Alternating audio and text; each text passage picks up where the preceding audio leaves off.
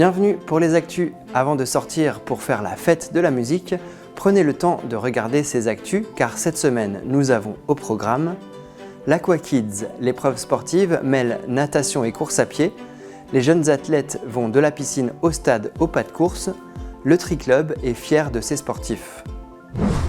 Futurgence, c'était les 14, 15 et 16 juin, le grand spectacle a rassemblé du monde devant le château de Dietrich. Le projet d'envergure est une réussite, les 150 artistes sont satisfaits de leurs prestations et le public aussi.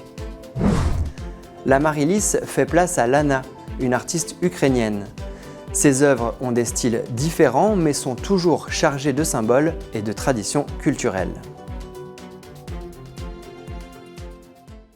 À la piscine des Aqualies de Niederbronn-les-Bains, il y avait une compétition ludique organisée par le Tri-Club des Vosges du Nord. Ce petit championnat a mis en avant le club et ses athlètes, mais il a également permis de partager un moment unique entre parents et enfants. Un événement sportif annuel, l'Aqua Kids, s'est déroulé le samedi 15 juin dans l'après-midi. La piscine des Aqualies de Niederbronn-les-Bains a accueilli des jeunes pour nager et courir. Une trentaine de bénévoles encadrent la compétition organisée par le Tri-Club des Vosges du Nord. Cette année, le parcours a quelque peu changé. Avant, le parcours ne se passait que dans le parc de la piscine. Maintenant, nous profitons aussi de la piste d'athlétisme qui est juste à côté.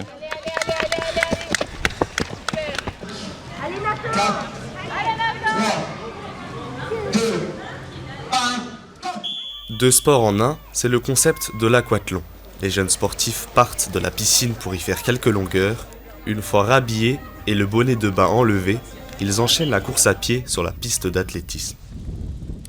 Le déroulement de la journée évolue en fonction des âges. Alors ça démarre à 14h45 avec les plus petits. Oui. Ensuite, on fait toutes les demi-heures une course avec des différentes catégories. Et à la fin, on termine par une course, un aquathlon de génération. Donc un adulte avec un enfant, c'est la dernière course, à 17h. Est-ce qu'il faut ses lunettes ? Les plus petits ont parcouru 25 mètres de nage et 250 mètres de course à pied.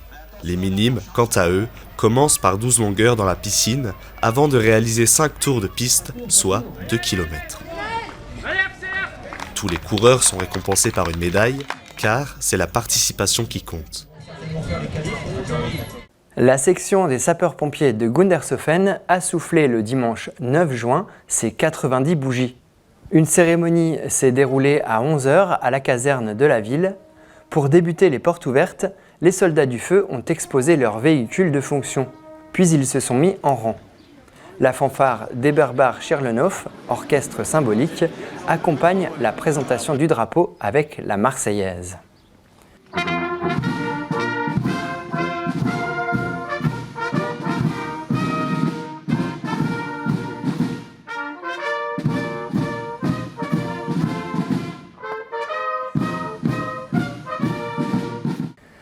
Place au discours.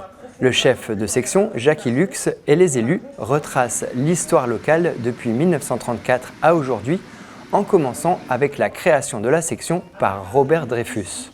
Les jeunes en formation sont félicités pour leur engagement. Cet anniversaire est également le moment de montrer toute la considération et l'estime de la population à l'égard des sapeurs-pompiers. En effet, cette journée met en lumière leur service rendu à la communauté. Parce que les sapeurs-pompiers, c'est encore un endroit solide où on apprend les valeurs de la citoyenneté. Une fois les rangs rompus, la fête commence.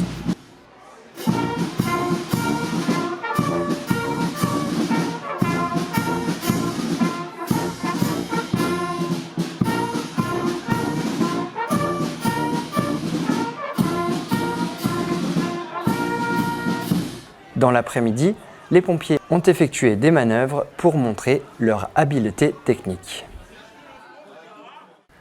Grande fête à Hofwiller, le football club a 50 ans et une nouvelle dynamique se met en place. Les festivités du week-end ont compilé sport et musique. 50 ans, ça se fête et l'AS Hofwiller l'a bien compris.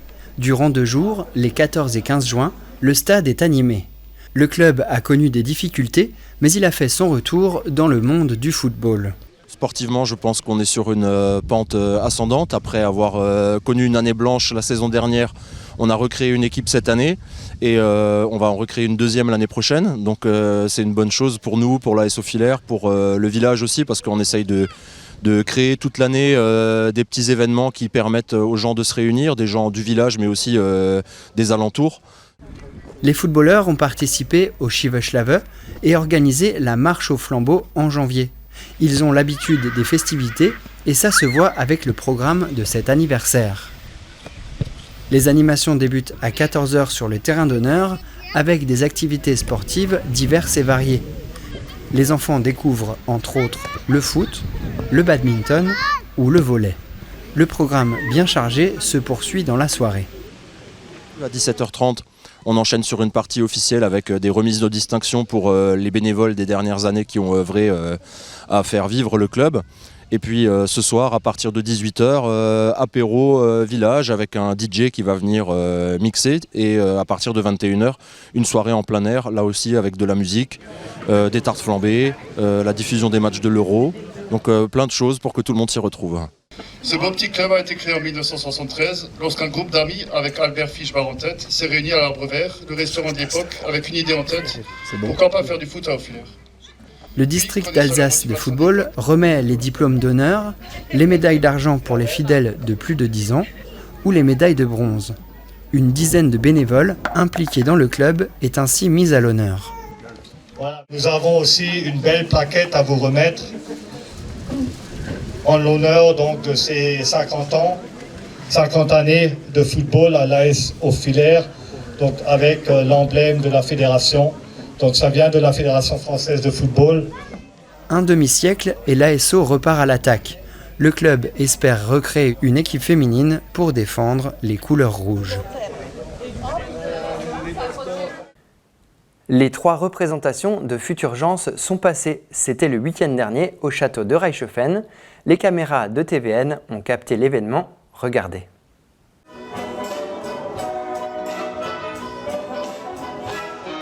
Spectacle à guichet fermé pour la première de Futurgence, la mélodie des souvenirs. Les spectateurs étaient nombreux pour voir les 150 artistes locaux sur scène dans la pièce écrite par Grégory Klein les 14, 15 et 16 juin. Au travers des différents tableaux en calèche, on voyage à travers le temps. Un hymne à nos villages locaux et à leur histoire. Mesdames et messieurs, l'histoire avec un grand H, la seule, la vraie, l'unique. On suit le robot Gustave à l'accent français et ses amis Caro et Ludo. Quand on parle d'augmentation, ton revenu provoque l'indignation. Alors mon cher patron, je ne vois qu'une solution. Je suis déjà très âgé, j'aimerais me reposer, mais le nombre d'années ne fait qu'augmenter. Je crois que j'en ai fait assez pour notre société. Arrête de changer, l'âge de la retraite à perpétuité.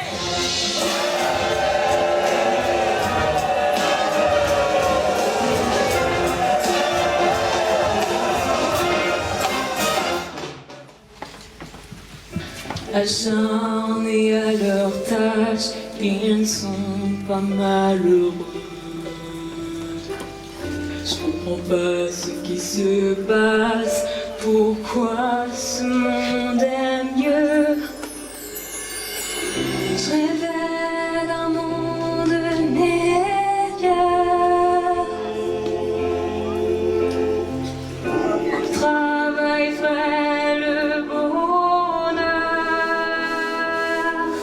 Je comprends pas pourquoi j'y arrive pas dans mon univers.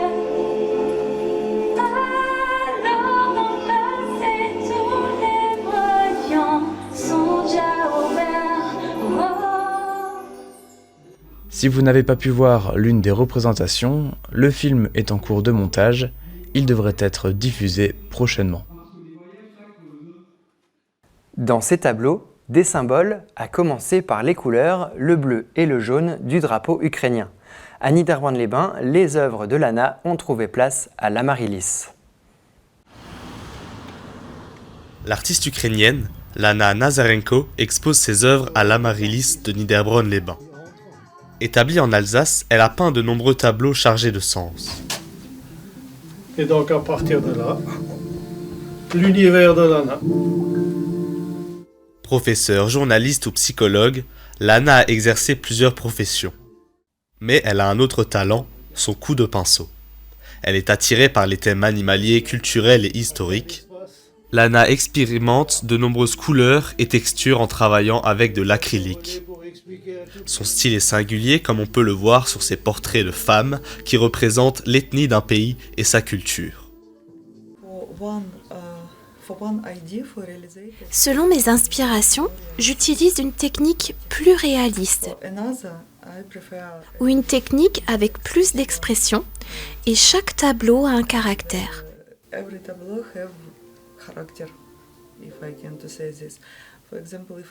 Par exemple, si je fais un tableau sur la culture égyptienne, j'essaie de respecter les traditions de l'Égypte dans le style. J'essaie de mettre un peu des choses dont je me souviens lorsque j'ai visité le musée du Caire et les émotions que j'ai ressenties.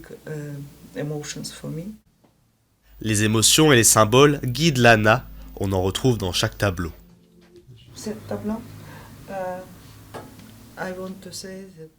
Dans ce tableau, j'ai voulu dire que quand on est jeune, on voit la vie avec des couleurs.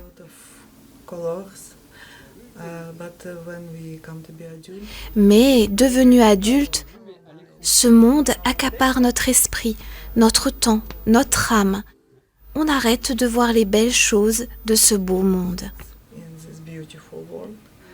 Sur ces deux tableaux, on retrouve les couleurs de son pays, le bleu et le jaune. Mais il y a d'autres symboles de l'Ukraine.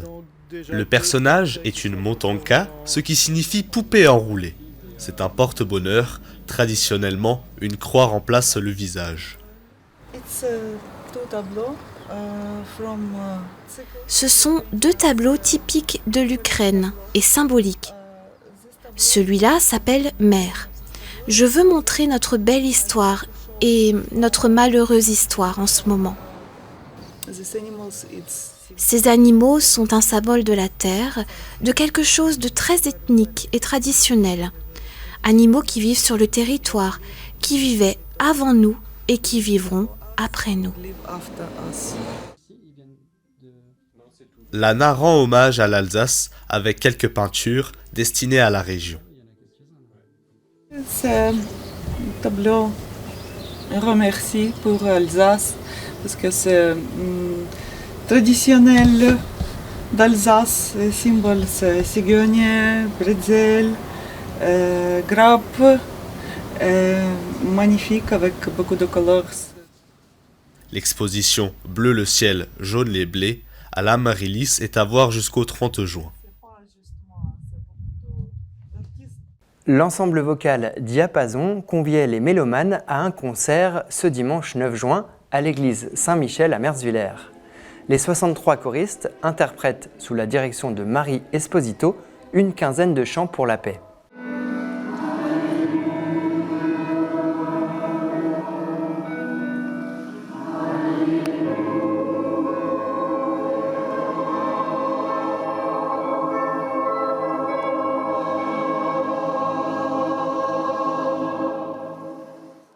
Entre les morceaux, le public profite d'interludes un peu originales car le musicien utilise un instrument peu connu, le handpan.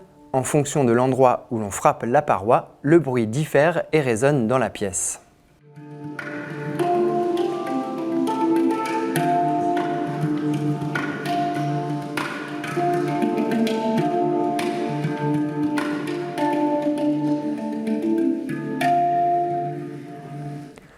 Le concert termine sur une chanson connue par les spectateurs, Oh Happy Day, et les musiciens invitent même le public à chanter avec eux.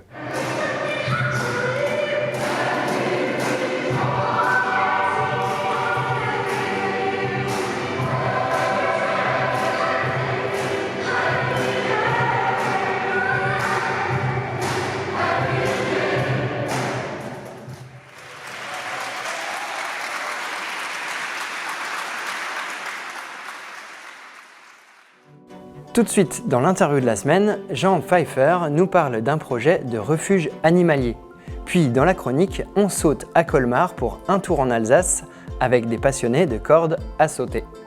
La semaine prochaine, on terminera le mois en beauté, mais je ne vous en dis pas plus et je vous donne rendez-vous le 28 juin. D'ici là, portez-vous bien.